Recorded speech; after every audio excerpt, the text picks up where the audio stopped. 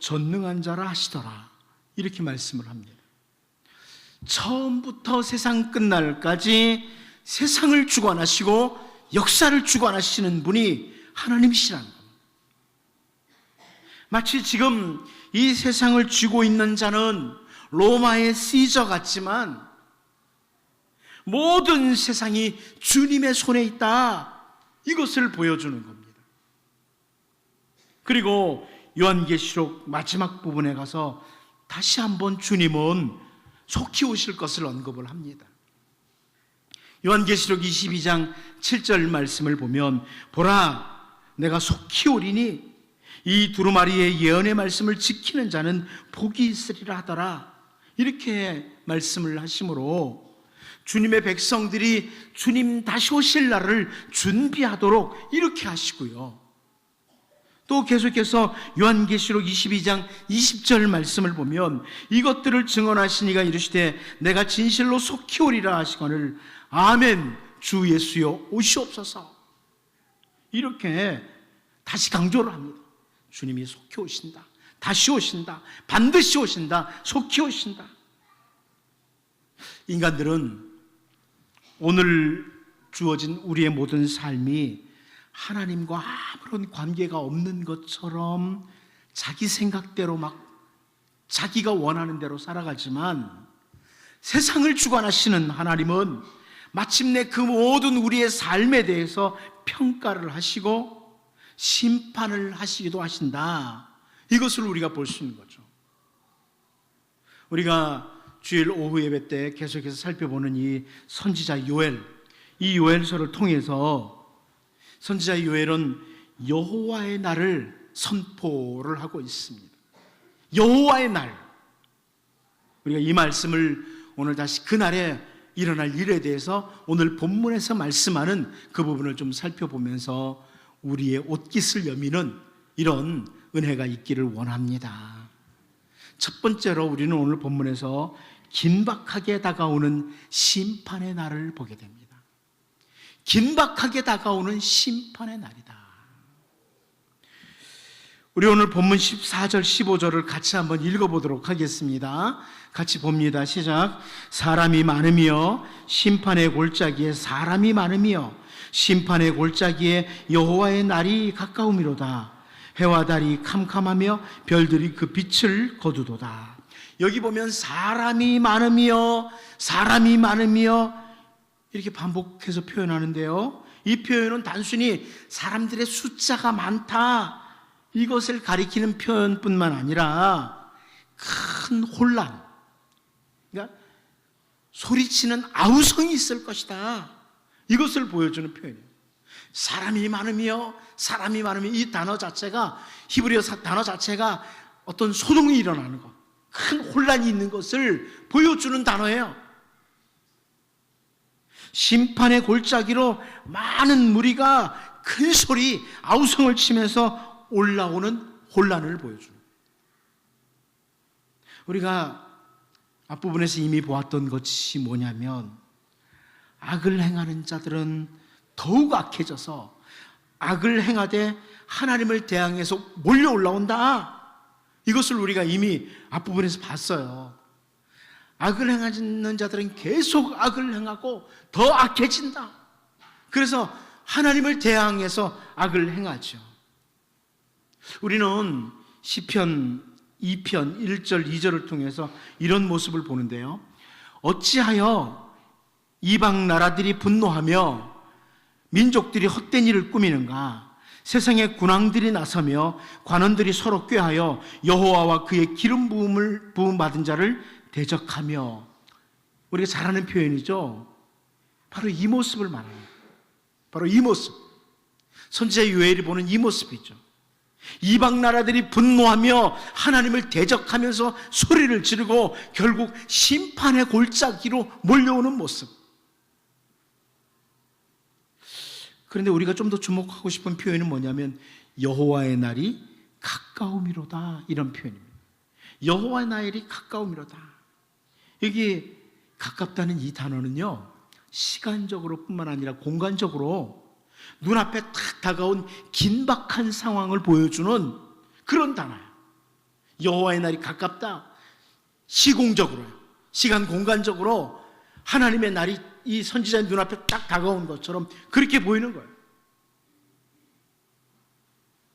선지자 요엘의 눈에는 지금 하나님의 심판의 날이 목전에 있는 이것을 보게 되는 거죠.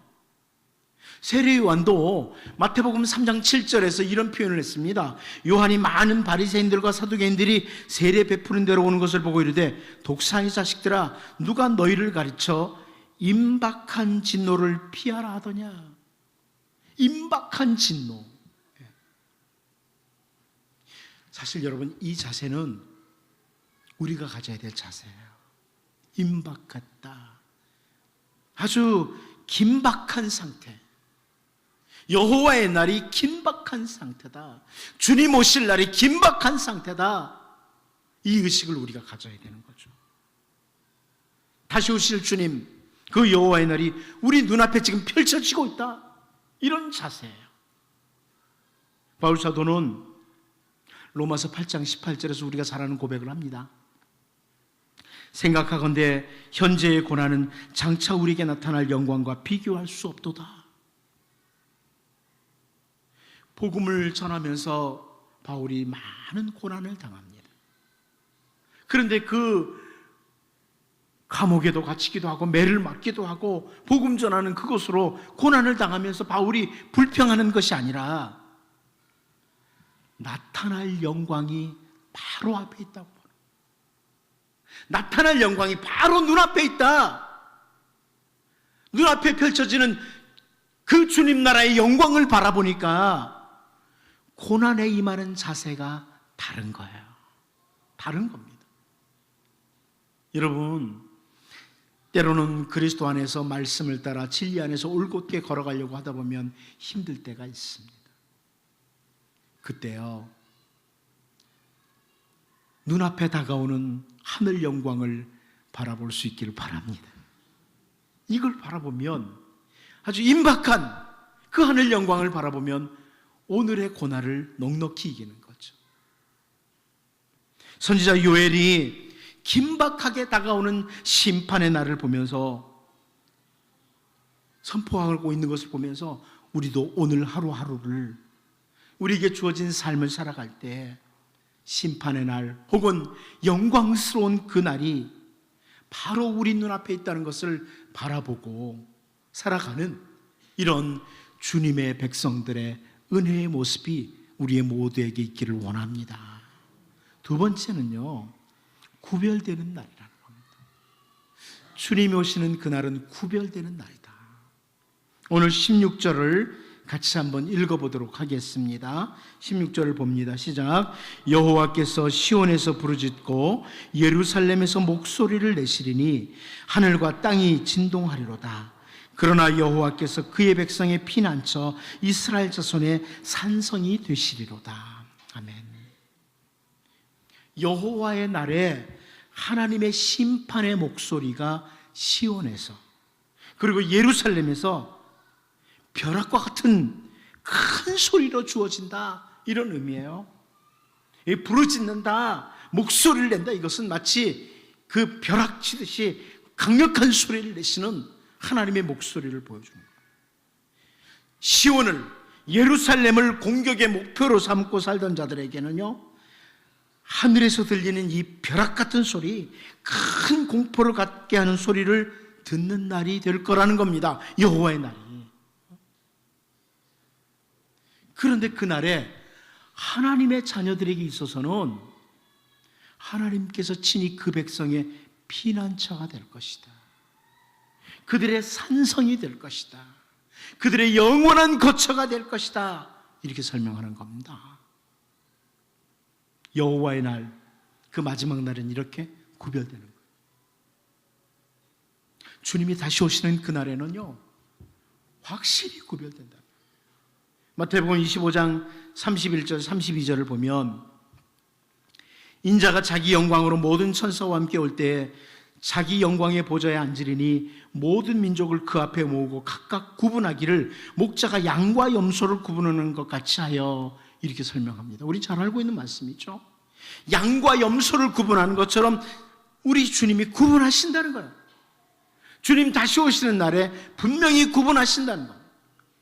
여러분, 애굽에서 이스라엘 백성들을 건져내실 때 하나님께서 10가지 재앙을 애굽에 내리신 것을 잘 알고 있습니다.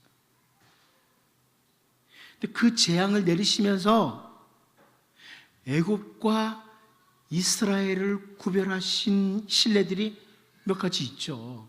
그 중에 10번째 재앙을 한번 보자고. 장자를 치시는 재앙입니다. 다 알죠?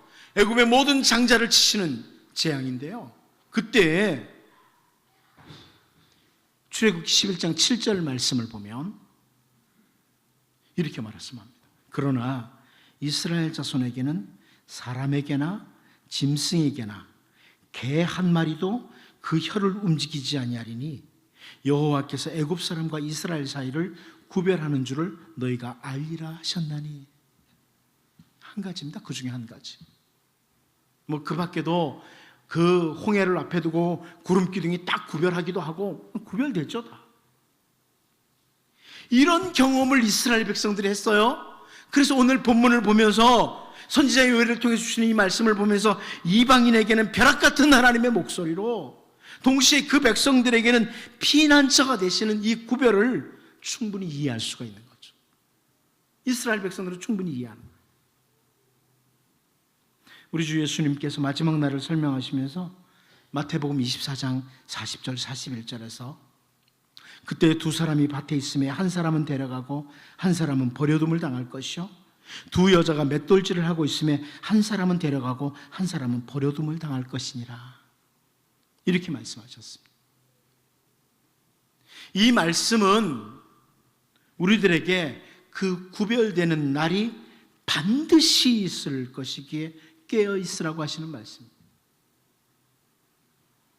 별로 반응이 없으시지만 주님이 오시는 날 완전히 구별됩니다. 지금 참 식사하시고 곧 졸립죠. 빨리 끝내고 갔으면 좋겠다, 이런 생각이 많이 있는 것 같아요. 여러분, 주님 오시는 그날에는 분명히 구별될 겁니다. 이제 주님이 말씀하신 구별되는 날이 임할 것을 늘 기억하고 주님 말씀처럼 늘 깨어있다 주님 만나는 이런 주의 백성으로 살 수 있기를 원합니다. 마지막 한 가지 더 보겠습니다. 그때입니다. 그때 무슨 일들이 있느냐? 주님이 속히 오시는데 그때 무슨 일이 있겠느냐? 우리 17절을 같이 한번 정신 차리고 읽어보도록 하겠습니다. 같이 봅니다. 시작.